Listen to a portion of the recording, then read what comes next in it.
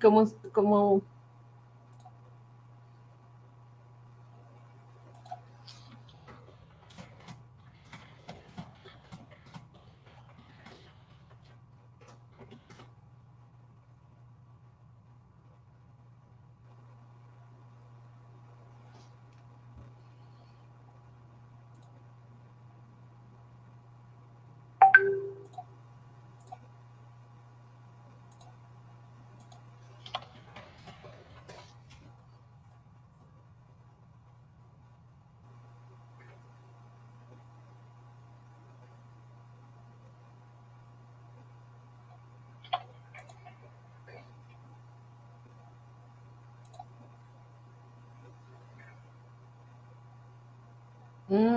ok.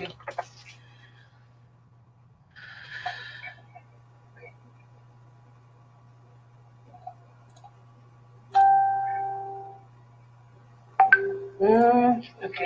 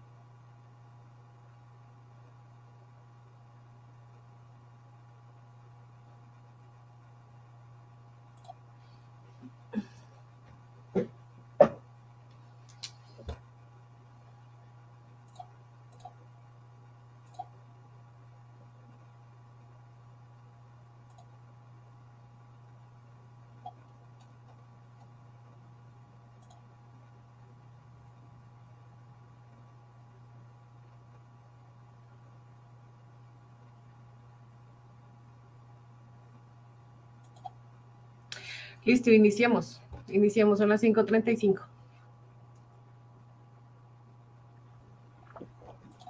Listo. Bueno, buenas tardes. Este es el primer conversatorio que vamos a desarrollar en un ciclo de conversatorios que estamos organizando desde la Fundación para las Comunidades Colombianas. El primer tema de este conversatorio es Administración de Justicia en Zonas Rurales y la elección del tema tiene que ver con que es un punto neurálgico de los acuerdos de paz y es un tema que vale la pena como hacer un llamado a distintos sectores de la sociedad civil para hablar sobre cómo está el panorama de administración de justicia en zonas rurales y cuáles son los retos, por ejemplo, de la academia, de las instituciones y de las organizaciones sobre este punto neurálgico de los acuerdos de paz. Entonces, un objetivo que nos hemos trazado para este conversatorio es favorecer el diálogo pues, entre distintos sectores de la sociedad civil sobre administración de justicia y resolución de conflictos por la tierra en zonas rurales. Y esperamos contar con distintos panelistas que trabajan tanto en instituciones del Estado como en organizaciones no gubernamentales, como en organizaciones sociales de base y también personas de la academia. Hoy habíamos invitado a dos panelistas. El primero era Ricardo Serrano y también el profesor Edgar Ardila, pero parece ser que el profesor Edgar Ardila tuvo una dificultad y no se ha conectado aún. Sin embargo, vamos a seguir adelante con la agenda que tenemos prevista, así que voy a presentar a nuestro panelista, que es Ricardo Serrano. Ricardo Serrano es doctor en Derecho de la Universidad Nacional de Colombia, es magíster en Ciencia Política en Iberoamérica de la Universidad Internacional de Andalucía, es especialista en instituciones jurídico-políticas y derecho público y es abogado de la Universidad Nacional de Colombia. Es profesor de varias universidades, ha sido profesor de varias universidades y actualmente hace parte de la Dirección de Métodos Alternativos de Resolución de Conflictos del Ministerio de Justicia y del Derecho. Vale la pena resaltar que ha asesorado procesos legislativos que han dado origen a leyes como la 640 del 2001, la Ley de Conciliación, la Ley 497 del 99, la Ley de Jurisdicción de Paz, la Ley 446 de 1998, entre otras, y la Ley pues, de Mecanismos Alternativos de Solución de Conflictos. Algunas de las publicaciones de Ricardo Serrano son Justicia y Violencia en las Zonas Rurales, la experiencia en la región andina. Su tesis de doctorado, de hecho, fue sobre Administración de Justicia. Y otra publicación que vale la pena resaltar es Controles a la Jurisdicción de Paz, homogeneidad de su diferencia. Entonces, Ricardo, bienvenido. Muchísimas gracias por aceptar nuestra invitación. Hola Carolina, ¿cómo estás? Gracias a ti por la invitación. Ricardo, pues empecemos con una pregunta y es, ¿qué es la Administración de Justicia? ¿A qué aludimos cuando hablamos de Administración de Justicia? Pues es un concepto que ha ido mutando como todos los conceptos sociales, ¿no? Inicialmente era una obligación o un servicio que prestaba al Estado, pero ahora es un derecho fundamental. La administración de justicia es un derecho fundamental. Pueda que no esté consagrado así en nuestra cuestión política, pero sí por su naturaleza, la Corte Constitucional y los organismos internacionales le dan un fuero especial, ya que si él en sí mismo no es un derecho fundamental, de él depende la efectividad de los derechos fundamentales. Así que casi que por adhesión, el derecho a la admisión de justicia se convierte en un derecho fundamental. ¿En qué consiste? En que todas las personas tenemos derecho a contar con mecanismos eficientes, efectivos y cercanos que nos permitan exigir nuestros derechos fundamentales. Entonces, el derecho a la admisión de justicia es ese derecho que permite garantizar la cristalización y la exigencia de los demás derechos. Así de importante es. Y en términos internacionales es un mecanismo que dispongan las personas cercano, ojalá gratuito, digamos, fácil de acceder culturalmente para que las personas puedan exigir sus derechos. Una segunda pregunta, Ricardo. ¿Cómo está estructurada la administración? Señor. No, que en resumen sería el derecho, la justicia es un derecho fundamental de todas las personas a contar con un mecanismo idóneo, cercano, eficiente, que le permita exigir y lograr, digamos, el respeto y la observancia de los derechos, de los demás derechos de las personas. Pero en ese sentido, la Administración de Justicia no es solo competencia de las instituciones del Estado, entendería. No, ya no. En algún momento lo fue, pero ya no. Ahora es un derecho que debe ser garantizado pues por todos los sectores que componen el Estado. En ese sentido, Ricardo, en este momento, ¿cómo está estructurada la Administración de Justicia en Colombia? Grosso modo. Eso está, creo que en el artículo 116 de la Constitución Política, que habla de, digamos, la rama judicial, que es la tradicional, la que todos conocemos, jueces, fiscales, magistrados, la justicia que, digamos, que desarrollan funcionarios administrativos de orden ejecutivo a nivel municipal, como los inspectores de policía, los de familia, los defensores de familia. Y algo muy interesante del 91 es que se le da la facultad a los particulares, o sea, a las personas comunes y corrientes, para que puedan también resolver conflictos y administrar justicia. En calidad de, dice la ley, conciliadores, árbitros y amigables componedores. Hoy por hoy se están hablando de otros, por ejemplo, la mediación, que está cogiendo mucha fuerza aquí en el país. Bienvenido, profesor Ardila. Bueno, buenas tardes, me da gusto verlos. Ricardo, especial gusto verlo 20 años después. Hola, profe, sí, 20 años sin vernos, ¿cómo le ha ido? ¿Qué cuenta? Muy bien. Carolina, un gusto verte. Estoy impresionado de la persona que eres. Estuve googleándote y me impresiona. Ok. Muchas gracias por aceptar nuestra invitación, profesor Ardila. En serio, nosotros tenemos un firme propósito con estos conversatorios y es poder llamar a distintos sectores de la sociedad civil a dialogar sobre un tema que es neurálgico en los acuerdos de paz, como es la administración de justicia en zonas rurales. Y además también tiene que ver con una experiencia concreta en la que nos articulamos con Ricardo Serrano durante el 2020 y 2021, intentando construir una estrategia de manejo de conflictividad en el marco de la política de tierras, en el marco del modelo de oferta de la política de tierras que en este momento pues, está liderando la Agencia Nacional de Tierras. Una vez dicho esto, profesor Ardila, yo no lo presenté, pensamos que no íbamos a poder contar con su asistencia, No. pero... Problemas técnicos todos, porque no, mi computador es Apple y esto no es compatible con este sistema. Entonces, estuve luchando, me tocó llamar a mi asistente para que me hiciera el puente. Bueno, por aquí estamos. Mil Listo. disculpas por llegar 10 minutos tarde. No, muchísimas gracias por antes aceptar nuestra invitación. Antes de entrar como a compartir las preguntas sobre las que ya estábamos dialogando con Ricardo, pues quería presentar también al profesor Ardila, que es doctor en Derecho de la Universidad Carlos III, es especialista en Derecho Público, magíster en Filosofía del Derecho y abogado y profesor de la Universidad Nacional de Colombia. Es director de la Escuela de Justicia Comunitaria y pues ha sido consultor de la Agencia Internacional para el Desarrollo, también ha sido director de área del Ministerio de Justicia y del Derecho. Y entre algunas de sus publicaciones está el libro ¿A dónde va la justicia en equidad en Colombia? Y el capítulo Justicia Comunitaria y Sociedad Nacional. Yo entiendo que usted trabaja justicia, todo el tema de justicia comunitaria, justicia en equidad. Entonces es un gusto tenerlos a ustedes dos en este conversatorio. Muchas gracias. Solamente una corrección. Desde hace 2 meses no soy director de la Escuela de Justicia Comunitaria.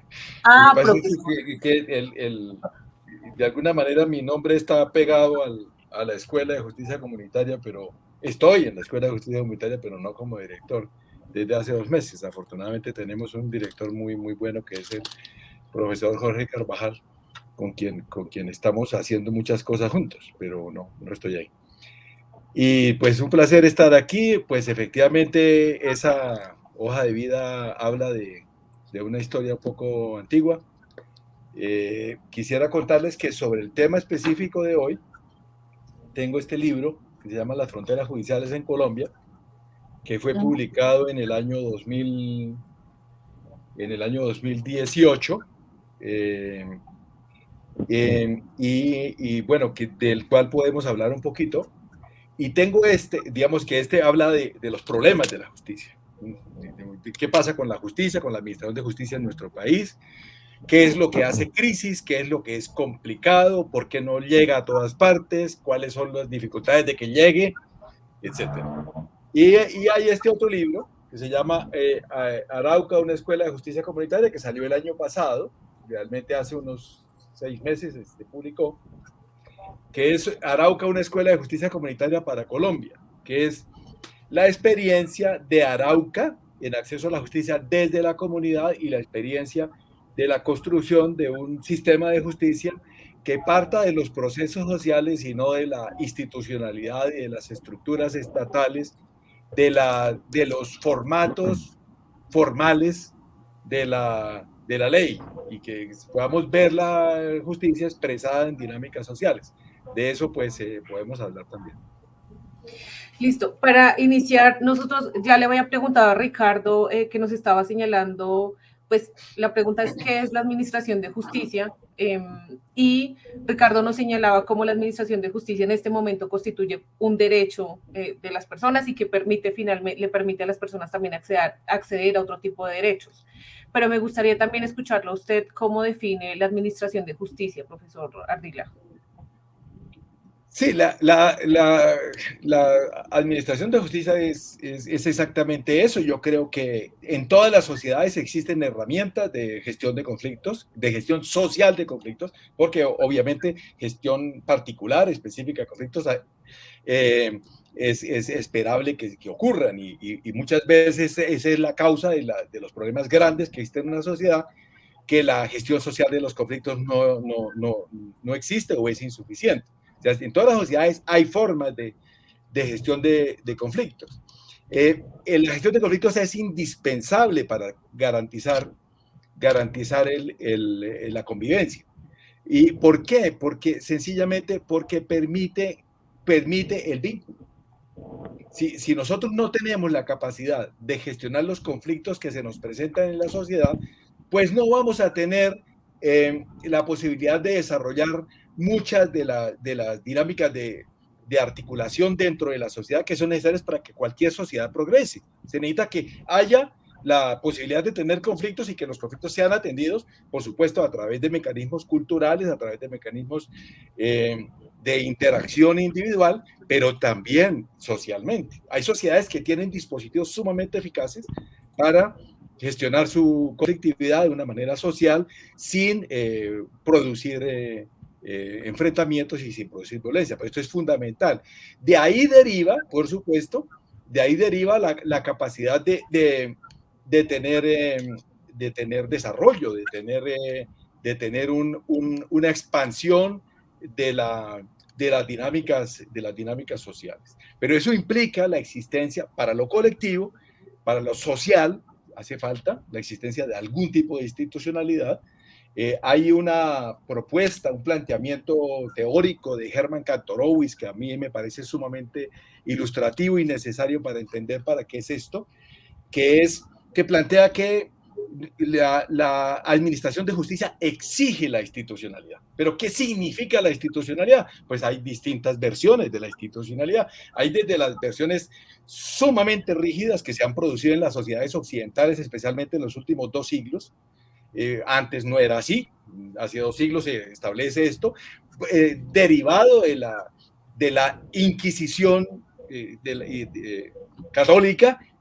Se establece un sistema de justicia sumamente rígido que se inserta en las creencias sociales de que eso es lo único que es justicia, y pues efectivamente eso ha traído unas consecuencias muy complicadas en las sociedades que no son las sociedades europeas o pues digamos eurocentradas, y tenemos pues una consecuencia pues bastante complicada, es que las instancias de justicia no llegan a darle respuestas efectivas a la sociedad, ¿no? Ahí tenemos nosotros un problema sobre el cual hay que trabajar, y a partir de ahí podemos encontrar las otras vías, ¿no? Por supuesto, cuando nosotros hablamos de administración de justicia, hablamos de ciertas instancias, o sea, hay una parte de la sociedad que tiene la tarea de atender los conflictos. En el caso colombiano, según los estudios que hemos hecho nosotros en la Universidad Nacional, hay 69.000 funcionarios, o sea, una parte más o menos importante, algo así como el 0.1% de la población, está dedicado a la administración de justicia. Y esa parte de la sociedad, desde la sociedad, produce decisiones que tienen eficacia ante las partes y ante el sistema normativo colectivo. Digamos, en el caso de nuestro sistema judicial formal, pues es ante el derecho estatal. Eso se hace a través de procedimientos, de ciertos procedimientos, de ciertas reglas. Y esas reglas cuentan con mayor o con menor legitimidad. Las reglas que tenemos en nuestro país, hay muchísimas reglas, pues en el Ministerio se habla de la existencia de más de 14.000 leyes, de las cuales casi 10.000 no rigen, pero hay unas reglas, en el país hay unas reglas que supuestamente le corresponde instrumentar a las instancias que administran justicia. Pero esas reglas pueden ser ilegítimas, y en muy buena medida pasa en nuestro país. En este libro de las fronteras judiciales, yo dedico un capítulo específicamente a hablar de lo que yo llamo el no poder judicial. Hay una realidad, es que tenemos un sistema de justicia que no tiene la presencia y el reconocimiento entre la sociedad. ¿Ocurre en Colombia solamente? No, en toda América Latina, pero claramente en Colombia es donde más ocurre. En un evento que tuvimos el año antepasado, con ocasión de los 200 años de la rama judicial en Colombia, al cual fui invitado por el Consejo Superior de la Judicatura, yo les hablaba a ellos de la existencia de una figura que yo llamo los jueces estatua, que son jueces que están en los municipios. Y yo digo, ¿para qué los jueces? Me pongo a estudiar, yo estuve revisando directamente, sentándome en cada despacho judicial a sacar las cuentas de cuál era la operación judicial en cada uno de esos juzgados, y pues era realmente muy poco significativo. Un municipio como Convención en Santander, como Remedios en Antioquia, como Uribe en el Meta, municipios claramente afectados por el conflicto armado, claramente afectados por la violencia social, pues municipios donde los jueces no intervienen en ese tipo de conflictos, y no intervienen en los conflictos que causan esos homicidios, que causan esas muertes, que lesionan la convivencia y la interacción social. Y por supuesto, eso trae una consecuencia muy grande, muy negativa para la sociedad. Pero, perdón, pero el aparato judicial se dio a la tarea de poner un juez en cada municipio. Y entonces yo les pregunto a los magistrados, en particular al magistrado que estaba a cargo de esa responsabilidad a nivel nacional, le digo, ¿para qué ponemos un juez? Dice, si es que no está atendiendo los conflictos que tiene la gente, ¿para qué lo ponemos en un municipio? Y entonces él me decía, pues, porque es que tiene que haber un juez en cada municipio. Y yo decía, entonces es un acto de soberanía, es un acto simbólico, sí. Yo le decía, pues entonces equivale a la estatua de Bolívar en todos los parques de los municipios, que dice, aquí es Colombia, pero realmente en términos de respuesta para la gente, pues no hay una respuesta. No se le está entregando lo que la sociedad está reclamando, no se le están entregando soluciones a la gente. Y precisamente en ese mismo evento yo les planteaba a los magistrados que estuvieron allí, les planteaba cómo en el caso de este el guerrillero que fue asesinado por un militar en el municipio de Convención, pues ese caso no pudo ser atendido ni ahí, ni en Convención, ni en Ocaña, que es, digamos, el circuito más cercano, no pudo ser atendido. Entonces uno dice, ¿cómo vamos nosotros efectivamente a transmitirle a la sociedad que el Estado está allí, que está entregándole respuestas, que está para darle respuestas, que está para prestarle un servicio, que está para garantizarle derechos, cuando efectivamente las personas no tienen la capacidad de intervenir y de ofrecer resultados? Con lo cual, sí, última frase, con lo cual, y gracias por interrumpirme, porque seguramente igual que Ricardo yo me suelto a hablar mucho. Entonces, con lo cual, no solamente no se garantizan los derechos, ¿no? Que eso ya es muy grave, sino que además el derecho estatal pues no rige, y entonces lo que entran a regir son otras cosas, porque para que el derecho rija, tiene que haber alguien que tenga la capacidad de implantarlo, de imponerlo. Bueno, a este conversatorio están conectadas incluso organizaciones sociales de base. Nos acaba de escribir, de hecho, una persona que es conciliadora en equidad. Yo quisiera preguntarle a Ricardo si nos puede explicar, grosso modo, cómo se estructura la administración de justicia, pues, teniendo en cuenta que tú haces parte en este momento del Ministerio de Justicia y Derecho. Vale, pues lo que hemos logrado organizar son 3 grandes bloques. Un bloque que se llama la justicia formal, o que lo llaman de diferentes maneras, pero es la referencia a lo que todo el mundo conoce como la rama jurisdiccional, es decir, cortes, tribunales, jueces. Hay una segunda parte que son los funcionarios administrativos de corte ejecutivo, es decir, nombrados por el alcalde, que cumplen funciones jurisdiccionales en los territorios, que son comisarios de familia, inspectores de policía, defensores de familia, inspectores de tránsito, todos estos administrativos que ayudan a resolver conflictos.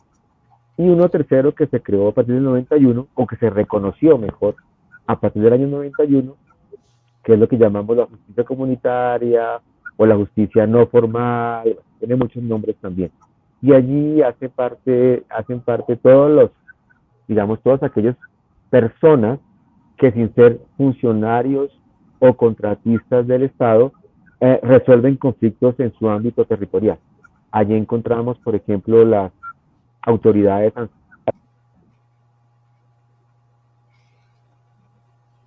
ancestrales de las comunidades étnicas, campesinas, las juntas de acción comunal que tienen unas instancias de resolución de conflictos. Es decir, todo el entramado social del que hablaba el profe Ardila se puede incluir en esta tercera parte del aparato jurisdiccional del país. Por eso te decía que ya la justicia no es solo la rama judicial, o no son solo los jueces, sino que la administración de justicia es mucho más que eso, es toda aquella estrategia que permite atender de manera pronta, efectiva, ojalá gratuita, los conflictos de las personas. Una vez, digamos que señalada cómo se está estructurada la administración de justicia en Colombia, Ricardo, ¿cuáles son esos puntos neurálgicos que ustedes identifican que dificultan? No te escucho. ¿Me escuchas ahí? ¿Me escuchas, Ricardo? Aló. Se cayó. Se cayó. Bueno, pues una vez digamos que ya Ricardo nos muestra un panorama de cómo está estructurado, digamos que eso tiene mucho tejemaneja y poder entender cómo se estructura la administración de justicia en Colombia. ¿Ahí me escuchas, Ricardo? No. Entonces quisiera ya, profesor Ardila, usted mencionó, digamos que así muy por encima, como que, bueno, hay unas dificultades para acceder a la justicia, pero no sé si es posible como ser un poco más concreto en cuáles son esos puntos neurálgicos que impiden que la gente pueda acceder a la administración de justicia o que pueda acceder a la justicia particularmente en zonas rurales. Bueno, yo sé que Ricardo tiene un muy buen análisis y que lo hizo desde el Ministerio de Justicia y me parece que es importante que lo escuchemos. Pero bueno, esperemos a que vuelva pronto. Yo identifico tres grandes factores que generan dificultad para que los jueces, el sistema judicial. Yo cuando hablo de sistema judicial no solamente hablo de jueces, hablo incluso de fiscales, hablo de la Procuraduría, hablo de la Defensoría del Pueblo, que es impresionante, es mucho más lo que se ha logrado a nivel simbólico por parte de la Defensoría, pero de todas maneras también es mucho más lo que hace la Defensoría del Pueblo que lo que pueden hacer otros actores. Es decir, todos los actores que funcionan alrededor del sistema de justicia tiene unas limitaciones muy importantes que yo las divido en tres dimensiones. Una dimensión que es cobertura, otra que es poder y otra que es contexto. Entonces, en lo que tiene que ver con cobertura, uno es territorio, la cobertura territorial. La cobertura territorial es verdaderamente poco significativa, es muy poco significativa. Casi que nosotros podríamos hacer un intento y hacer unas manchas de hasta dónde llega la capacidad del sistema judicial, de hasta dónde llegan los jueces del país. En este libro yo planteo, en el libro de las fronteras judiciales, yo señalo cómo el Bronx fue lo que fue, pues a 6 cuadras del Palacio de Justicia, ¿sí? ¿Y qué había allá en el Bronx? Pues lo menos que había era sistema judicial, en términos de su cobertura. Pero eso no, o sea, eso ocurre en todo el territorio nacional. Hay municipios que son más grandes que el departamento del Atlántico, como ocurre con Puerto Gaitán, Cumarío, municipios gigantescos. Y en esos municipios hay por allá un juez perdido en una casa horrible, porque siempre son descuidadas las casas de los jueces, en la cabecera municipal. Y si yo miro, el municipio de Tumaco tiene una comisaria de familia, tiene un inspector de policía. Pues un municipio de 220,000 habitantes para ser atendido por un inspector de policía. Pues eso, además, es un municipio que tiene más de 100 centros poblados, 16 consejos comunitarios. Pues estamos hablando de una inmensidad para atenderlos por un inspector de policía que no tiene recursos ni siquiera para ir en una moto hasta un barrio donde se está presentando un enredo. Es decir, por supuesto que hay un problema de territorio muy importante, pero es más importante que ese es el de los conflictos que atienden. Es decir, el sistema competencial que tenemos en Colombia es muy complicado. Es muy complicado y muy delimitado. Entonces, por eso existe lo que llaman el famoso pimponeo, que llega la persona a una oficina y lo mandan para otra porque ahí falta algo para tener la competencia suficiente, o por lo menos existe la excusa legal para decir que no hay la competencia. Digamos, los asuntos que se atienden son muy pocos. Cuando yo estoy diciendo esos municipios que mencioné, donde los jueces no tienen eficacia, pues sencillamente se refiere a eso, a la incapacidad que tienen de actuar. Muchas veces porque prefieren no meterse y buscan que otro sea el que lo atienda, porque de pronto tienen miedo por su propia vida o por su seguridad, o no quieren trabajar, porque hay mucho de eso también. Pero ese es un primer problema. El segundo problema tiene que ver con el poder. No tienen poder coactivo. En el libro de Mauricio García, que se llama Jueces sin Estado, él muestra cómo los jueces no tienen capacidad de movilizar la fuerza pública, no tienen capacidad de movilizar la policía, no tienen capacidad de que el aparato coactivo del Estado se promueva para la gestión de los conflictos que se les presentan. Y entonces eso genera una dependencia de los actores que sí tienen la fuerza, que muchas veces los convierte en simplemente un apéndice inservible a los propios jueces, teniendo toda la significación de la realización del derecho, pues no tienen cómo hacerlo, ¿no? Porque ahí hay una limitación importante al no tener esa conexión con el aparato coactivo. Yo quiero mencionar este caso. Allá mismo en Ocaña me encontré con esto. Muchos de los defensores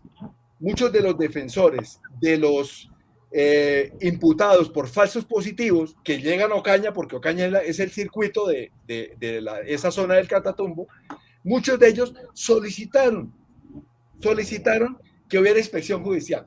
Y el proceso se tuvo que paralizar porque la fuerza pública nunca estuvo dispuesta para que el juez hiciera la inspección judicial. Entonces, ahí tenemos una limitación. Y luego tenemos una limitación de poder también en que el juez no tiene mando sobre nadie. El juez es un personaje aislado en el municipio. El juez es la persona que más gana sueldo en el municipio, pero es la persona más aislada que hay. No tiene conexión con nadie. Es una persona que sale de su casa, a veces con chaleco antibalas, a veces en un esquema de seguridad en una camioneta, no tiene conexión con la gente, ni tiene conexión con las autoridades, ni con la comisaria de familia, ni con el inspector de policía, ni la fiscalía muchas veces no está ahí en el municipio, no está en otra parte, etc. Ese aislamiento es muy complicado porque no tiene capacidad ni liderazgo. Y finalmente hay problemas de contexto que son importantes. Los recursos de los jueces son casi inexistentes. Tienen mucho más recursos desde el punto de vista institucional una comisaría de familia. Yo recuerdo cuando estaba Gloria María Borrero de ministra, que ella me dijo, yo quisiera, me dijo, yo ahora sí voy a tener la oportunidad, porque íbamos a hacer una reunión sobre ese tema, sobre el tema de comisarios de familia, ahora sí voy a saber qué hacen los comisarios de familia. Le dije yo, pues sería importante que pudiéramos saber qué hacen los jueces, porque los comisarios de familia sí los conoce la comunidad. No toda la comunidad, pero por lo menos en las zonas urbanas a los comisarios de familia se les conoce porque tienen recursos, tienen capacidad de incidencia, pueden llegar a las zonas, tienen equipo humano para interactuar. Usualmente los jueces son, en los municipios es un juez y 3 funcionarios, cada uno de los cuales detrás de una montaña de expedientes.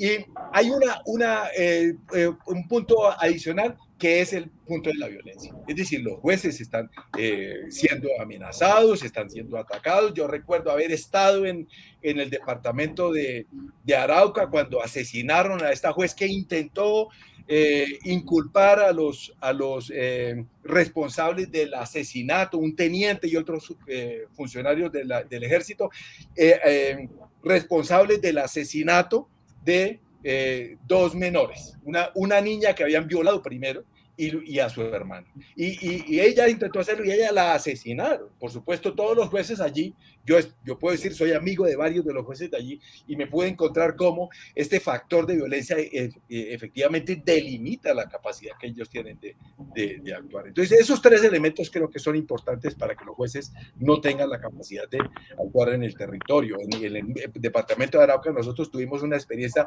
también durísima cuando llegamos a trabajar allí, es que no había fiscales. Los fiscales estaban todos en Bogotá. Los fiscales de Saravena, los fiscales de Arauca, de todo el departamento, estaban todos situados en Bogotá. Pues por supuesto, ¿qué capacidad de actuar? Pues mínimo. Ricardo, estamos hablando con el profesor ¿cuáles son esos puntos neurálgicos del sistema de administración de justicia? ¿Sí? Nosotros, él hablaba como de 3 elementos que son claves. Uno, en términos de cobertura, que tú y yo, digamos que lo experimentamos. Sabemos que los municipios cuentan con una cantidad reducida de funcionarios que pueden, por ejemplo, actuar o fungir de mediadores en situaciones de conflictividad. Un segundo elemento que él habla, pues, es el poder que pueden tener los jueces o que básicamente no pueden tener los jueces porque no tienen las herramientas. Y también el contexto, digamos que cuáles son esos elementos de contexto que dificultan la labor de los jueces. Tú has venido también trabajando haciendo un análisis por todo lo que se ha trabajado desde el Ministerio de Justicia de fortalecimiento de sistemas locales de justicia y digamos que tratar de impulsar el uso de métodos de resolución de conflictos. Yo quisiera saber desde tu perspectiva como cuáles son esos puntos neurálgicos de administración de justicia, pero también quisiera enlazarlo de una vez, cuál es el panorama que se avisora en materia de administración de justicia en zonas rurales, ¿sí? Porque no solo, digamos que este conversatorio no solo pensar como cuáles son esos puntos neurálgicos que hay que reconocer que en donde hay fallas en administración de justicia, sino también finalmente cuál es también el lugar que puede jugar tanto la academia como las organizaciones de la sociedad civil frente a la administración de justicia, Ricardo.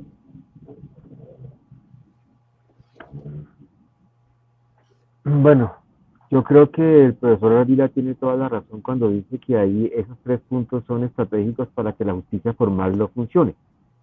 Primero, la cobertura, es decir, la justicia del Estado está concentrada esencialmente en las cabeceras municipales. Segundo, recursos técnicos y tecnológicos. Hay juzgados que no tienen impresora, ¿sí? Pero además yo creo que yo agregaría el tema de la legitimidad. En estas zonas periféricas el Estado no ha llegado. O sea, no ha llegado no solo la justicia, sino que no ha llegado nada. No ha llegado en las vías terciarias, no ha llegado listos de riego, no ha llegado agua potable, no ha llegado letrinas para que la gente pueda entrar al baño. Es decir, el Estado desafortunadamente es como la luz de una linterna que solo ilumina unos cuantos puntos del mapa de Colombia, pero no logra iluminarlo todo. Y eso pasa con la justicia y con todos los temas. Entonces yo creo que hay que enfrentarse a esos 3 puntos. Primero, cobertura, es tratar de que la linterna alumbre cada vez más territorio, ¿cierto? Segundo, recursos para que estas personas puedan trabajar. Y 3, legitimidad. Porque si tenemos jueces o digamos tenemos funcionarios o contratistas o digamos actores en los territorios, pero las comunidades no confían en ellos, no creen en ellos porque son representantes de un Estado invasor, de un Estado ausente, que no habla el mismo idioma de ellos, que no siente como ellos, que no comen lo mismo que comen ellos, pues la gente no va a acudir a ellos aunque estén allí. Entonces creo que hay que atacar los 3 frentes: la cobertura y permanencia. Segundo, los recursos para que puedan hacer su trabajo bien hecho. Y 3, la legitimidad, el acercamiento a estas a las comunidades. Digamos, para aprovechar el ejemplo que da el profesor Ardila, en Arauco, un poquito más arriba, que es en el Catatumbo, él hablaba de convención. En el Catatumbo, cuando se hablaba de colocar fiscales, alguna vez nos invitaron a discutir cómo sería la forma de llegar a los fiscales. Entonces alguien decía, pues con policías, llevemos al fiscal, pero hay que garantizarle seguridad al fiscal. Entonces metámosle fiscalía, metámosle policía, metámosle ejército para que protejan al fiscal. De tal manera que son más los militares que los fiscales que van a administrar justicia, y eso de alguna manera ahuyenta a la gente más en zonas de conflicto armado, ¿verdad? Y sobre todo que al tener al lado a un policía, pues los convierten en objetivos militares. Es decir, ese concepto bogotano de la seguridad para garantizar justicia no es el apropiado. Les decíamos que la posibilidad de garantizar seguridad era metiéndole gente. Es decir, que las comunidades sean las encargadas de proteger a estos personajes. Claro, ¿cómo hacemos para que la comunidad los proteja? Pues debe sentirlos propios, debe legitimarlos. Y para eso hay que hacer un trabajo con la comunidad. Entonces, los fiscales que se requieren por allá en esos territorios de guerra no son fiscales de orden público, no son fiscales que andan con chaleco antibalas en los helicópteros persiguiendo a la guerrilla y a los narcotraficantes. No, lo que se requiere son fiscales los locales que se encarguen de los asuntos cotidianos. Si logramos enseñar a las comunidades que este fiscal está viviendo allí, comiendo lo que comen ellos, para resolver los conflictos cotidianos, la gente los va a proteger. Pero si ellos creen que el fiscal es el que anda con camuflado, con chaleco antibalas, persiguiendo a la guerrilla, pues obviamente no lo van a sentir como propio. En resumen, garantizar permanencia y cobertura, ojalá con mecanismos como la mediación, que hemos intentado, digamos, irrigarla por todo el país, recursos para que lo puedan hacer bien, y 3, legitimidad frente a las comunidades. Creo que son las 3 estrategias que se deben tratar para garantizar que la haya. Hay una cosa que me genera un poquito de sorpresa, y es que he escuchado de manera muy fuerte tanto de ti, Ricardo, como del profesor Ardila, que hablan particularmente de jueces y fiscales, pero ¿qué pasa con las otras figuras que también hacen parte de ese sistema de administración de justicia? Porque digamos que lo que yo les decía, hay que aceptar que hay unos puntos neurálgicos en Colombia frente al sistema de administración de justicia, y pues creo que ya varias personas de las que están conectadas saben de antemano como los problemas de cobertura, los problemas, digamos que de contexto, y que dificultan, por ejemplo, la labor de quienes hacen parte del sistema de administración de justicia, pero también, digamos que iniciativas comunitarias de resolución de conflictos. Pero digamos que yo quisiera también que ustedes pudieran contarnos qué se avisora en relación a esos otros actores que también son claves, como los personeros, como los inspectores, como la defensoría, como Ministerio Público, pero también digamos que los conciliadores en equidad, los jueces de paz. ¿Qué está pasando en este momento con esas figuras? Y si quisiera como tener las dos perspectivas, tanto el profesor Ardila, que ha venido trabajando con varios proyectos en torno a la justicia en equidad, pero también tuyo, Ricardo, teniendo en cuenta como el trabajo que desempeñas en la dirección de métodos alternativos.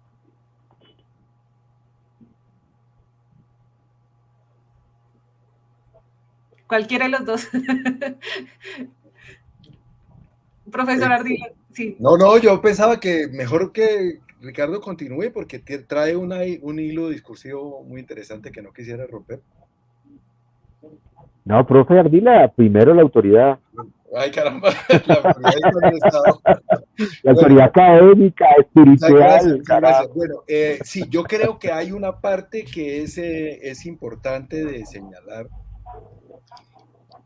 Yo creo que el seguir buscando tapar todos los huecos que tiene la justicia ordinaria, en lugar de ocuparse de una perspectiva distinta, creo que es un error, porque hay una zona donde los huecos están tapados, donde no hay huecos. Por ejemplo, a mí me llama mucho la atención, quisiera mencionar el ejemplo porque es sumamente explicable y muy explicativo de lo que pasa con la justicia comunitaria. Es en el caso de Toribío. En Toribío no hay congestión judicial. No hay problemas de acceso a la justicia. Hay justicia. No hay impunidad. Cero impunidad. ¿Por qué? Porque tienen una configuración del sistema de justicia que es diferente. Problema que ha habido, de una vez lo menciono para que lo retomemos más adelante si nos alcanza el tiempo, es que es creer que la única opción es seguir funcionando por los rieles de la justicia ordinaria, y el problema que ha tenido la justicia en equidad, que ha tenido la conciliación en equidad y estas figuras, es que se ha dejado meter en esos rieles. Es un problema complicado. Y es, en lugar de ir a la comunidad a ver cómo maneja la comunidad sus asuntos y trabajar para fortalecer esas figuras, que es un poco a lo que hemos querido apuntar desde el trabajo que hacemos desde la Escuela de Justicia Comunitaria, lo que se ha hecho generalmente con la justicia comunitaria es una cosa, con la justicia en equidad una cosa completamente distinta, es traer una propuesta de enclave, unas instancias generadas, predefinidas, configuradas desde el aparato estatal, desconociendo los procesos sociales existentes. Y yo sí quisiera mencionar cuáles son esos procesos sociales. Esos procesos sociales tienen que ver con las respuestas que la gente da a sus problemas. Por supuesto, en los indígenas, dependiendo de las comunidades, también hay unas que tienen esto mucho más desarrollo que otros, pero existen distintos niveles de institucionalidad. Si nosotros miramos lo que ocurre en el propio Toribío, lo que ocurre en Silvia, lo que ocurre en Uribia, pues vamos a encontrarnos unos niveles de institucionalidad muy altos en la justicia indígena, muy altos. Y entonces, así como existe una institucionalidad comunitaria alta, también hay una institucionalidad comunitaria baja. Y eso no significa que no haya institucionalidad comunitaria. Hay institucionalidad comunitaria. No se llama conciliación en equidad, no se llama otras cosas. Desde el punto de vista técnico-jurídico se llama mediación. Mediación, o sea, que haya un tercero que medie, que intervenga. Esa mediación puede ser de distintos tipos también. Hay distintas figuras. Pero ¿qué tienen esas figuras? Tienen distintas también maneras de ser observadas, distintos alcances territoriales, pero tienen un territorio donde actúan, donde están entregando respuestas, le están entregando respuestas a la gente, mayor o menor. Tienen seguridad, nosotros no tenemos que darle seguridad al juez. Pues claro que sí se la tenemos que dar, pero no en todos los casos. En muchos casos, la gente allá con lo que tienen pueden resolver sus asuntos. Tienen la confianza de la comunidad. La comunidad confía en ellos. Pero yo les estoy diciendo, este libro de Arauca muestra la experiencia que encontramos allí. Allí encontramos cómo los profesores, los ministros y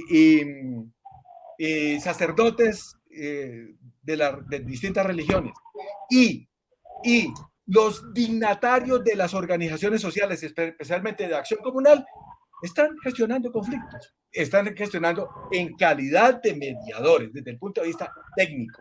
¿Qué es una mediación? Una mediación es la intervención de un tercero para gestionar un conflicto entre dos personas. Eso puede tener o no tener validación legal, eso es otro asunto. Aquí en Colombia nos hemos enredado con ese concepto de la mediación, que yo quisiera que lo hablemos, aprovechando que Ricardo está liderando ese proceso en el ministerio. Tienen la conexión cultural. La gente de la comunidad reconoce esa forma de pensar. No tenemos que enseñarle al juez a hacer cómo es la cultura local. Sí, tiene que haber algún tipo de conexión, por supuesto, y de eso tiene que hablar, y de eso se tratan los sistemas locales de justicia, en lo cual Ricardo ha sido un líder. Los sistemas jurídicos locales de justicia se trata de eso.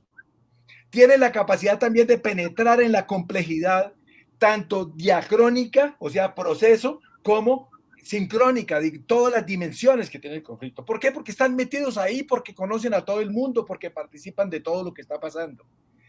Y además tienen los resortes para movilizar las distintas normas que tiene la comunidad, de conectar la normatividad, encontrar respuestas y producir resultados. Eso lo tienen ellos. ¿Para qué nos ponemos en la tarea de llevar los jueces desde allá cuando no vamos a ser capaces nunca? Si es que la gente ya tiene cosas. Ah, no, pero es que hay zonas en las que no. Por supuesto, pero hay zonas en las que sí. Y en lugar de ponernos a competir con lo que la gente tiene, debemos es fortalecer eso. Eso se puede hacer con conciliación en equidad, pero no se ha podido. No se ha podido, y no se ha podido, entre otras cosas, porque el ministerio ha tenido una actitud hermética a los procesos comunitarios. Los desconoce y ha planteado una metodología de enclave para la justicia comunitaria, según la cual hay que llevar unos formatos prefigurados y anclarlos. Eso no funciona. Eso no funciona, toca ir a leer lo que hay allá. Y toca ir a recoger los procesos, a conectarse con esos procesos. Y esos procesos sí, efectivamente, se pueden desarrollar.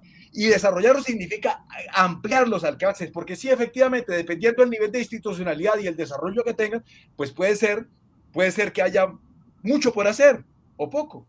Pero en todos los casos, el fortalecimiento del proceso comunitario se puede hacer si se conecta con la justicia ordinaria. Si la justicia ordinaria mira horizontalmente a la justicia comunitaria, si la reconoce, si la valida, si interactúa con ella.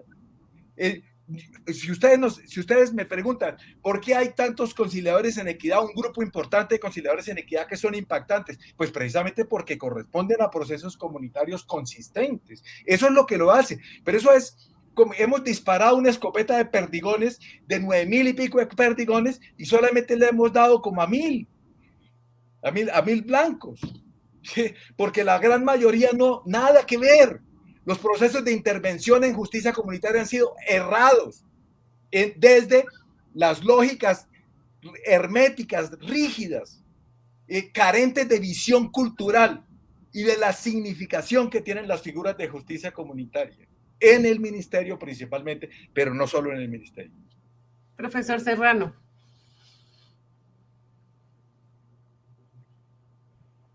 Dime.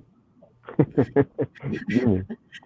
Bueno, usted y yo mantuvimos el optimismo firmemente durante 2 años para la estrategia de conflictos. Pero yo espero que lo sigas manteniendo. Espero que lo sigas manteniendo porque no hay más.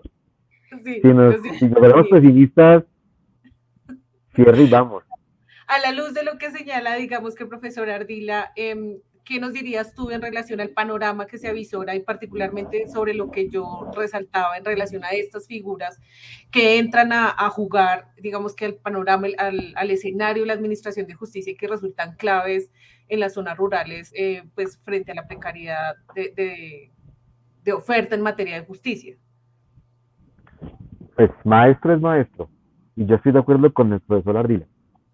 Y es que no es atacando la justicia formal o reduciendo los recursos de la justicia formal, jueces y fiscales, como tú dices, no, ellos tienen que seguir haciendo lo que tienen que hacer, pero muchos conflictos quedan por fuera de su competencia, por diferentes motivos que ya dijo el profesor Ardila.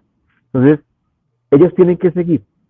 Ahora, nuestra labor es reforzar el trabajo que hacen ellos con actores oxigenados, nuevos, de diferentes colores, sabores, ¿sí? Tintes, que sirvan para ampliar la luz de esa linterna al resto del territorio colombiano. No sé, pienso como si fuéramos un pulmón, como que el sistema de justicia debería ser como un sistema pulmonar. Es decir, hay grandes vías inicialmente, pero luego se van desprendiendo vasos capilares cada vez más delgados que logran irrigar de oxígeno todo el pulmón. Yo creo que así debería ser el sistema judicial. Unas grandes vías, unas grandes instituciones cuadriculadas, fuertes, ¿sí? Muy policivas, y poco a poco el territorio se va llenando de actores sociales cada vez más vasculares, más capilares, que logren llegar ojalá hasta las veras de nuestros municipios. Así lo veo yo. Y esos vasos capilares no son otros que nuestros procesos sociales, como lo llama el profesor Ardila. Es decir, que no haya Estado, que no haya luz de la linterna alumbrándolos, no quiere decir que hay caos y anarquía. No, las comunidades viven, sobreviven, y hay conflictos, claro, y han existido y se existirán. Y de alguna manera ellos sobreviven, se organizan, lo resuelven. Lo que tenemos que hacer es iluminar esos mecanismos que están en todas las veredas del país y ojalá traerlos para este lado, hacerlos sentir parte del Estado colombiano. No que el Estado es un enemigo, sino todo lo contrario. Reconocer esos procesos sociales, esas justicias comunitarias, autónomas, propias, ancestrales, como las quieran llamar, y hacerlas parte de este equipo de la administración de justicia. Así, con poco, digamos, con poco costo, podríamos, en una estrategia de gestión muy fuerte, lograr ampliar la justicia a todos los rincones del país, usando y vinculando a estos mecanismos y a estos procesos sociales. Tú y yo lo vimos en la Agencia de Tierra. Lo que intentábamos era que las personas que ya en Ataco, Tolima, en Río Blanco, Tolima, ¿cierto?, en el sur de Bolívar, lograr que esos campesinos que tienen ascendencia social, esos inspectores de policía, a los que les creen porque viven allá y son de allá, se metan en todos estos temas de resolución de conflictos, ojalá de asuntos de tierra, que es lo que nos tiene hoy sentados aquí. Y ya un poco trayendo ya digamos que a los avances concretos, Ricardo, tú y yo sabemos que el punto 1.1 8 del acuerdo de paz habla exactamente de los métodos de resolución o mecanismos alternativos de resolución de conflictos para atender conflictos por la tierra específicamente. Bueno, y sabemos, digamos, que hay un artículo 55 del decreto 902. Sin embargo, ¿qué está pasando en este momento desde el ministerio o qué se está impulsando en este momento en relación con estas figuras que son claves en la administración de justicia y que, como les decía, no, digamos que no son solo jueces y fiscales, sino también qué está pasando con esos conciliadores en equidad, con jueces de paz? ¿Cuál es la apuesta institucional en este momento desde ahí? A ver, el Estado se mueve de manera lenta y paquidérmica. No quiere decir que no se mueva, se mueve, pero a veces se mueve muy, muy lento, más lento de lo que quisiéramos nosotros. Tú eres testigo de esa lentitud y de esos problemas institucionales. ¿Qué te puedo decir? El tema de tierras, de la resolución de conflictos relacionados con el uso y la tenencia de la tierra, es un problema relativamente nuevo en la agenda del país. O sea, todos sabemos que hay un conflicto armado y un conflicto armado por tierras hace 200 años, lo sabemos. Pero de allí a que se piensen los mecanismos alternativos como una estrategia eficiente y eficaz para resolver esos conflictos, realmente es novedoso. Es muy novedoso. Y el oxígeno que le da, el impulso que le da el Acuerdo de Paz 118. Entonces yo creo que a partir de allí el Estado empezó a pensarse en un nuevo nicho de trabajo. Entonces dijeron, hay que repartir tierra, ¿sí? 3 millones de hectáreas, ¿sí? Y hay que legalizar 7 millones, sí. Eso lo dijeron en La Habana. Ahora, ¿cómo lo hacemos aquí en Bogotá? ¿Cómo lo hacemos aquí en Colombia? Tú eres testigo de que llevamos 3 años intentando inventarnos la forma de hacerlo. Porque una cosa es decir, háganlo, y otra cosa es los mecanismos para hacerlo. Y los mecanismos legales, porque acuérdense que el Estado es legal. Entonces el Estado no se puede mover si no hay una norma que lo permita. Y ahí es cuando se vuelve parquidérmico todo el movimiento estatal. Llevamos 3 años intentando generar estrategias para lograr que mecanismos concretos, como la conciliación en equidad, como la mediación, que también le tenemos que dar oxígeno. O sea, hemos intentado durante 3 años mirar con qué recursos disponemos para colocarnos al servicio de la resolución de conflictos agrarios. ¿Qué es lo que hemos hecho? Intentar que la conciliación en equidad, que los conciliadores en equidad sean capacitados ahora en un capítulo especial de asuntos agrarios. Entonces ya tenemos a todo el equipo del Ministerio de Justicia de Conciliación en Equidad generando lo que llaman como el pensum en tema de tierras para los conciliadores en equidad. Tengo entendido que en los últimos 2 años los cursos de conciliación en equidad ahora se les incluye el tema de tierras para hacerlo visible. En conciliación en derecho igual, digamos, la resolución esta que prevé el pensum para los conciliadores en derecho, ya se le incluyó también el tema de la conciliación de asuntos agrarios. Es decir, la estrategia, más que crear mecanismos especializados en asuntos agrarios, es incluir el tema de agrario dentro de los mecanismos que ya tiene el ministerio, la ley y el país. Creemos que es más rápido, más barato y más eficiente. Ya se nos acabó el tiempo, tengo 2 preguntas del público. Bueno, una pregunta de Javier Esteban Marín que dice, ¿qué opinan de lo que dice la ley 2126 de 2021 frente a comisarías de familia en zona rural? No conozco esta ley, no sé si ustedes saben algo sobre esta ley y si podrían ayudar a responder esta pregunta. Y la segunda pregunta es, Douglas Tivantá pregunta si es posible profundizar sobre la administración de justicia en contextos rurales, en donde se deben tomar en cuenta factores culturales, posibilidad de acceso a la justicia, aspectos socioeconómicos de los ciudadanos, las organizaciones comunitarias y su rol en la mediación de conflictos. No sé si entendí bien, pero yo creo que iría en la dirección que lo señaló el profesor Artila acerca de qué está pasando con la mediación, ¿no? Que hay todo un enredo alrededor de la mediación, que también lo hemos hablado con Ricardo. Pero si quieres, Ricardo, primero me ayudas como con la primera pregunta. Sí, el tema de las comisarías de familias es un buen ejemplo, porque las comisarías de familias son una entidad de orden territorial, es decir, el comisario de familia es nombrado por el alcalde, se paga con presupuesto de la alcaldía municipal, ¿sí? Y en muchos casos es un amigo del alcalde, y cada vez que hay cambio de alcalde, pues es el comisario, así de sencillo. pero es un funcionario que trabaja en el sistema de familia. Entonces, el comisario de familia, aunque es local y pagado por el alcalde, debe reportarle al ICBF, que es nacional. Pero el ICBF no tiene competencia, digamos, no tiene dientes, sino lineamientos para los comisarios de familia. Y ahí vienen muchos problemas, como decía el profe Ardila al principio. Hoy por hoy, nadie es cabeza y jefe de los comisarios de familia en términos funcionales. Por eso es que desde el Ministerio de Justicia, desde por allá del año 17, 16, cuando hablamos de sistemas locales de justicia, se intentó colocarle un papá, un doliente a los comisarios de familia, alguien que vigile, que acompañe, que controle. Y esa labor la ha venido intentando hacer el Ministerio de Justicia. En esa intención de acompañar, se expidió el decreto que tú mencionas del año pasado, en donde hay una discusión muy fuerte porque por la redacción de los artículos pareciera que se le quitan competencias conciliatorias al comisario o a la comisaría de familia. Y eso sería, pues, nefasto, porque tras de que no tenemos operadores en los territorios y a los poquitos que hay le quitamos las competencias conciliatorias, pues sería un paso como un tiro en la pierna, ¿no? Y que dicen algunos.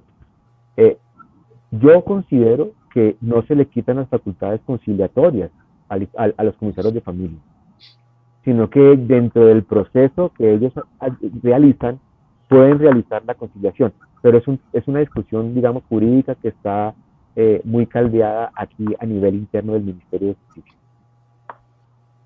Listo. Y frente a la segunda, bueno, no sé, Douglas, si era en dirección a lo que preguntabas, pero podríamos, digamos, que hablar un poco más sobre qué está pasando con la mediación en este momento. Habíamos, pues, en algún momento dialogamos que había un proyecto como de poder construir una política pública en materia de mediación, sí. Pero ¿en qué está ese panorama? Y porque sabemos que la mediación, pues como no tiene, solamente está la mediación en el derecho policivo, que bueno, que la que adelanta el inspector de policía, que puede tener efectos legales, pero la mediación por no tener efectos legales, bueno, tú y yo sabemos que como que la mediación finalmente era un recurso que podía usarse para algunos tipos de conflictividad, pero que no goza de legitimidad en el sistema ordinario de justicia. Y pues, ¿qué tendría que decir el profesor Ardila y también Ricardo en relación a eso? Y pues sí, Ricardo, nos puedes contar también qué fue la apuesta del ministerio al respecto ahora. Pero escuchemos al profe Ardila. A ver no, qué pero opina realmente me parece que es muy importante escuchar el enfoque, porque yo realmente no lo comprendo. Y me gustaría mucho, a partir de lo que escuche, porque he visto distintos escenarios en los que este tema se está poniendo sobre la mesa. Y me alcanza a parecer que hay otra vez, vamos a aumentar el número de figuras. Entonces ya, primero, conciliadores, después jueces de paz, después aquí en Bogotá se inventaron un poco de figuras adicionales y eso en lugar de ayudar quita, ¿no? Tanta dispersión. Y la mediación es un proceso social, es un proceso cultural que existe en todas las sociedades. En todas las sociedades. Está reconocido en nuestro derecho civil desde el Código Civil. O sea, no tenemos que inventarnos nada. De eso no se le tienen que poner reglas. La mediación existe. El día en que yo tengo una pelea con mi mujer y si busco a alguien que me ayude, ese es un mediador, el que me ayude. Lo que pasa es que hay unos mediadores que tienen un cierto nivel de institucionalidad. Cuando yo hablo de institucionalidad me refiero al concepto de social y cultural de lo institucional, que es lo establecido, es lo que está, es cómo se hacen las cosas. En Colombia, la justicia ordinaria no es tan institucional porque la gente trata de evitar de ir a los jueces. Es mucho más institucional la mediación social. Eso es lo que yo diría que tenemos en el escenario. Entonces, a mí me gustaría mucho que pudiéramos explorar esa vía. Yo creo que Perú hizo una cosa muy interesante con las rondas campesinas. Las rondas campesinas son procesos de mediación social que surgió de distintas dinámicas. Y un día lo que hizo el Estado fue reconocerla. Así como se reconoció la justicia indígena, como se le dio una jurisdicción en el caso colombiano a la justicia indígena. No fue llegar a implantarles y decir, ahora usted es nombrado mediador. Eso no debe ser el criterio. La institucionalidad debe ser social y cultural esencialmente. Quiero referirme a algo que no es de poca monta. Yo creo que el Estado es lento.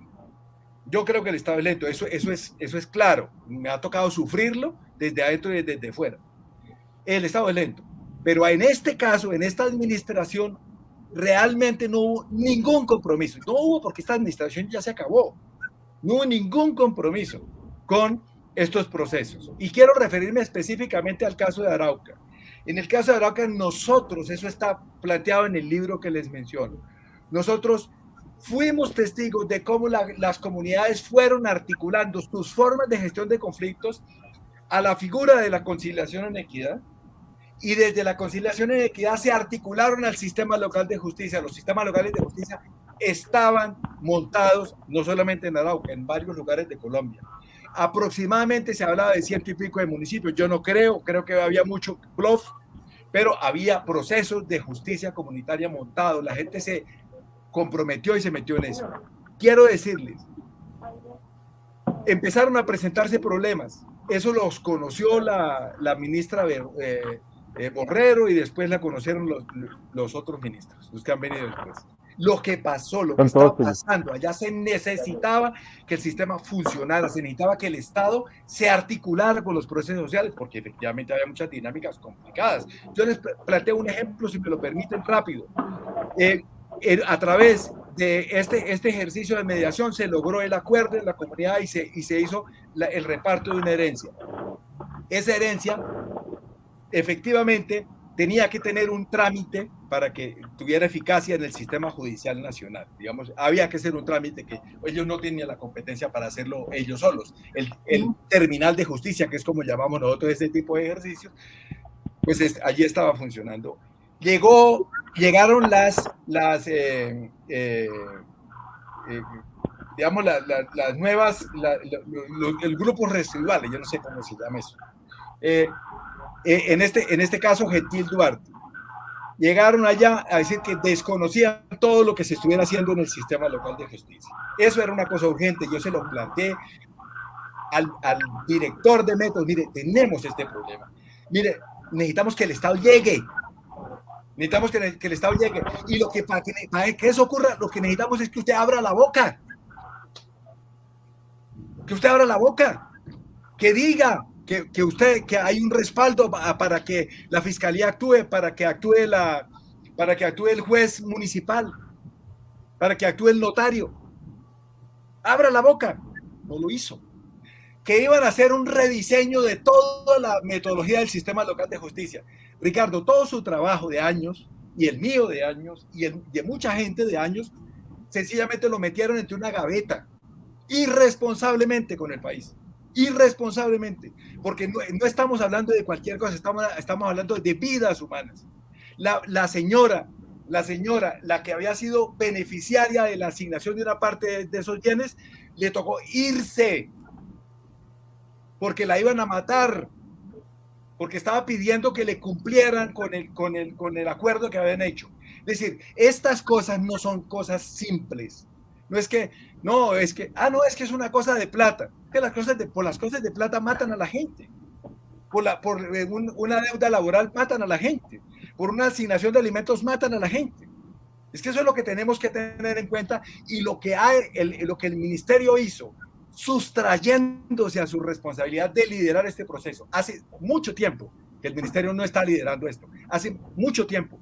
Cuando empezó la pandemia, yo le dije a Carlos José González, que era el director en ese momento, le dije, mire, hay que hacer algo inmediatamente en los territorios. En Putumayo tenemos sistema local de justicia en Puerto Asís. Se nos está viniendo todo encima.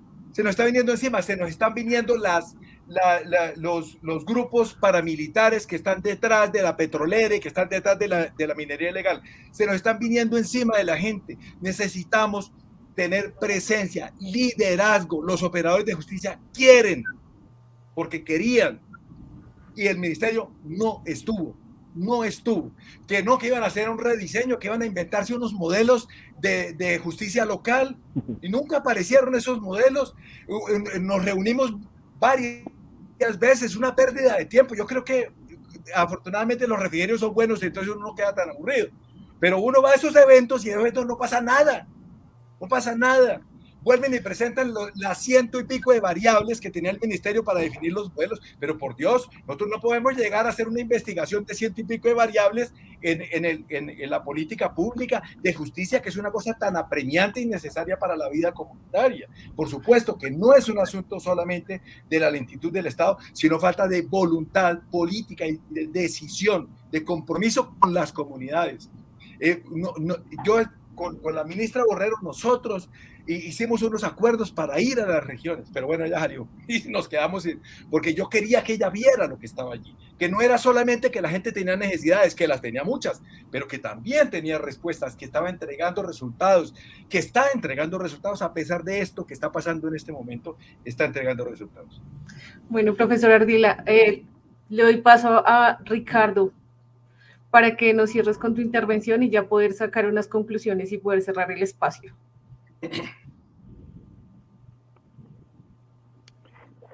Sí, yo creo que recordando un poco el tema del eterno retorno de Nietzsche, ¿no? O de la cosmogonía de nuestros amigos nazas en el Cauca, y es que el no es lineal, eso es un invento epistemológico occidental. Para ellos es como el símbolo del eterno, es como un ochito, así como el infinito. Y entonces a veces está la historia a un lado y a veces está al otro lado. Y vuelve y se repite, ¿cierto? Y Nietzsche diría que entre una repetición y otra hay una pequeña diferencia. Entonces, yo estoy de acuerdo con el profesor Ardila cuando dice que el tema de la justicia y el conflicto armado es muy inestable. Porque eso mismo nos pasó hace, no sé, 15 años o 20 años por allá en Palermo, Huila, que fue la primera experiencia que intentamos montar con jueces de paz. Cuando llegamos al territorio de Palermo, mandaban la FARC. Y qué problema para que ellos entendieran que la justicia de paz era una justicia para la comunidad y que a ellos les convenía no meterse en el tema de la justicia como guerrilla. Logramos convencer después de un trabajo fuerte con los comandantes guerrilleros de la zona para que ellos dejaran que los jueces de paz o las juntas o cualquier otro se encargara de administrar su justicia y no fuera la guerrilla. Pero llegó de la zona del Caguán, creo, en esa época, y entonces mataron al comandante con el que habíamos estado trabajando, y el que llegó con la orden de volver otra vez a la estrategia militar, pues, porque se estaba acabando el Caguán. Y entonces todo lo que habíamos logrado hacer, de ganarle un espacio a la guerra, ¿no? De que los plazos sociales se apoderaran y fueran retrayendo a los armados, se perdió. Y otra vez el que llegó, pues echó plomo y se acabó todo el proceso y para afuera todo el mundo de Palermo. Pero creo que otra vez están volviendo a hacerlo, es decir, el eterno retorno. Yo creo que hay una conexión natural entre política y justicia y es imposible, digamos, romperla. La vemos en el ejemplo de Caguán, pero también para terminar lo vemos en el ejemplo del gobierno colombiano. Hay gobiernos que han estado más en sintonía con estos mecanismos y con estas iniciativas y otros que no. Y lo que hay que hacer es como tratar de seguir allí con los procesos, no dejar que se caigan. Por eso le decía muchas veces a Carolina que no sea pesimista. Yo que fui muy pesimista, ¿o no, doctor Ardila? Y fui bien activista. Ahora procuro ser optimista y mesurado en las posiciones, porque es la única forma de subsistir, es la única forma de mantenerse en estos espacios y tratar de garantizar que la velocidad del Estado no sea tan lenta. Ricardo, pero una no sola... hay compromiso, pero hay que esperar a que lleguen nuevos gobiernos para que lo haya. Pero una precisión, y era la pregunta particular sobre la mediación. ¿Qué está pasando, digamos, que ahorita en materia de mediación desde el ministerio? La mediación, como dice el profe Ardila, es una estrategia social, es una actividad social. En el mundo entero se le llama mediación a cuando Alguien se mete en la pelea de dos personas. Él es un mediador. Y toda la vida eso ha ocurrido. En todo el mundo y en toda la historia de la humanidad. Digamos, el concepto general es mediación. Y aquí, en Colombia particularmente, creamos, digamos, una particularidad, una forma especial de mediación en la conciliación, o lo que hacen los jueces de paz, o lo que hacen los fiscales, ¿sí? Son formas especiales de mediación, que es el concepto de la categoría grande. Pero como necesitamos llegar a esos vasos capilares, necesitamos llegar a esas veredas de Ortega, necesitamos llegar allá a Río Blanco, a Paco, y no vamos a llegar con fiscales y con jueces porque no hay cómo llegar allá con eso. Tenemos que inventarnos unos vasos comunicantes que ya están en los territorios. Son nuestros mediadores. Lo que tenemos que hacer es una estrategia de gestión y de reconocimiento de estos procesos sociales que se vienen adelantando durante toda la vida y que hemos llamado mediación comunitaria. Ellos están ya en el territorio, han estado siempre en el territorio. Lo que tiene que hacer el Estado es reconocerlo, es iluminarlos, no inventárselos, no crearlos, no capacitarlos, solo traerlos de este lado del estado de la institucionalidad colombiana y hacerlos sentir parte del Estado colombiano, y no que el Estado es un invasor de sus espacios, como siempre, que llega aplastando, capacitando, con formatos, desconociendo finalmente. No, ahí es que reconocerlo y darles paso y cabida en esta estrategia de justicia. Bueno, pues muchísimas gracias a los dos. Nicolás Ramos se va a encargar como de hacer unas conclusiones del espacio. Les agradecemos muchísimo la intervención. Esto es un espacio muy corto y es un tema muy amplio. Queríamos hoy simplemente hacer un abrebocas de lo que significa la administración de justicia, de cómo está estructurada en Colombia, pero también cuáles son esos puntos neurálgicos que sí o sí hay que reconocer. Pero también digamos que desde la perspectiva de la Fundación es importante también reconocer cuáles son esas, digamos que esos retos que eso traza, tanto para distintos sectores de la sociedad civil, teniendo en cuenta el artículo 116 de la Constitución, y también digamos que eso que tú señalas, Ricardo, de los vasos comunicantes, es decir, cómo finalmente ya hay unas estrategias comunitarias para resolver la conflictividad, pero digamos que ese no es el panorama en todas las regiones del país, desafortunadamente, y eso lo encontramos, digamos que en la experiencia que tuvimos esos 2 años en varios municipios en donde en efecto no logramos identificar estrategias, digamos que desde las organizaciones o desde las comunidades en materia de mediación de conflictividad, lo que los hacía profundamente dependientes de la intervención institucional, y pues eso digamos que trae como consecuencia finalmente que las decisiones en materia de justicia en las zonas rurales básicamente empiezan a depender profundamente de la institucionalidad, y a veces esas decisiones se toman sin tener un conocimiento de los contextos socioculturales ni de las dinámicas finalmente de conflictividad de las zonas rurales, lo que resulta a veces en decisiones nefastas, incluso en escalamiento de la conflictividad en las zonas rurales. Pues les agradecemos muchísimo. No sé, Nicolás, si quieres señalar algo más en relación a las conclusiones.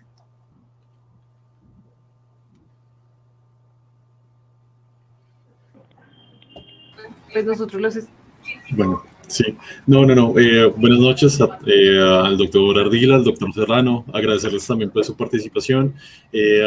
No, claro, pues yo creo que todo fue muy conciso. Abordamos temas que nos interesaban a nosotros como fundación y se nos quedaron otras preguntas también en el tintero también sobre la diferenciación entre la aplicación de mecanismos de administración de justicia en comunidades étnicas versus comunidades campesinas, pero pues estamos profundamente agradecidos con ustedes, con su compañía, con sus aportes, también con el público acá en Facebook. Queremos también pues nos saluda Harold Rodríguez desde el municipio de San Juan Atlántico. Él es vicepresidente de la Junta de Acción Comunal y conciliador en Equidad para la Paz, y también a Yolis Correa, que nos acompaña desde que ella es representante de la Asociación Nacional de Zonas de Reserva Campesina, y queremos agradecer pues a toda la audiencia que nos estuvo acompañando e invitarlos también pues a los próximos conversatorios que vamos a tener con FUNCOL, también sobre relacionados con la administración de justicia, la implementación del acuerdo de paz, justicia étnica y pluralismo también jurídico y demás temas que también vamos a explorar en el futuro. Muchas gracias al doctor Ardila, muchas gracias al doctor Serrano, muchas gracias Carolina, y los esperamos entonces en nuestro próximo conversatorio.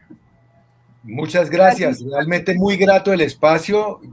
Nuevamente celebro mi encuentro con el profesor Ricardo Serrano, porque hacía mucho que no teníamos el chance de conversar, y pues en un nivel de coincidencia muy alto que ha sido nuestra historia.